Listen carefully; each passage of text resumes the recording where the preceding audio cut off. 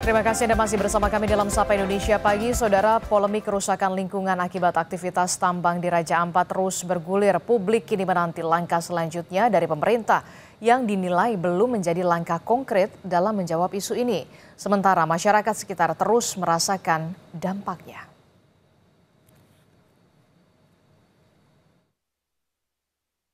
Hutan belantara yang dulu hijau lebat itu seketika gundul.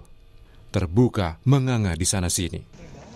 Cakar-cakar besi ekskavator dari luar pulau Raja Ampat datang menggali tanah dan batuan. Pantai Raja Ampat yang dulu jernih mulai keruh, mengancam biota laut dan terumbu karang, sumber kehidupan nelayan setempat.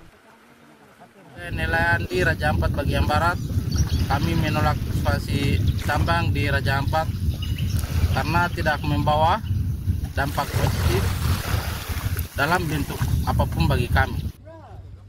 Pasca merebaknya isu pertambangan di Raja Ampat, masyarakat meminta pemerintah mengkaji ulang kebijakan aktivitas pertambangan karena Raja Ampat merupakan daerah wisata.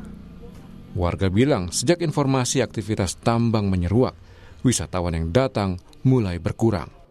Karena pemerintah pusat mengeluarkan izin dan segala sesuatu IUP yang ada sendiri turun dan meninjau perusahaan yang ada termasuk di GAK, KW, dan di Manuram. Jangan cuma bicara, baru tinjau ke lapangan. Apa situasinya dan apa resikonya turun kembali. Yang intinya kan pariwisata. Gaung keresahan masyarakat semakin menggema hingga ke media sosial. Aktivis pemerhati lingkungan turut merespon dengan upayanya masing-masing dan semakin menyita perhatian publik. Bukan hanya soal mementingkan sektor pariwisata dan perekonomian masyarakat, tetapi soal kerusakan lingkungan yang diakibatkan aktivitas tambang itu sendiri. Raja Ampat adalah surga terumbu karang dunia.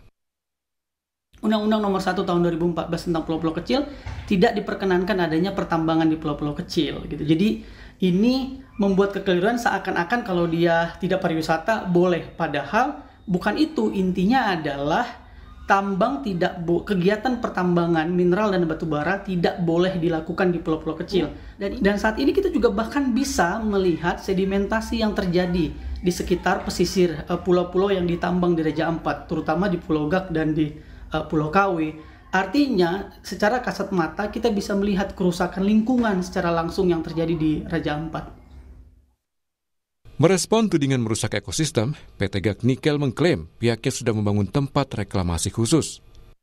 PLT Presiden Direktur PT GAK Nikel, Arya Arditya bilang, kegiatan di Pulau GAK Raja Ampat tidak hanya mengedepankan kepatuhan regulasi. PT GAK Nikel juga mengklaim memastikan jejak ekologis tambang diminimalisasi. Direktorat Tindak Pidana Tertentu Bareskrim Polri menyelidiki dugaan tindak pidana dalam aktivitas tambang nikel di Raja Ampat, Papua Barat Daya.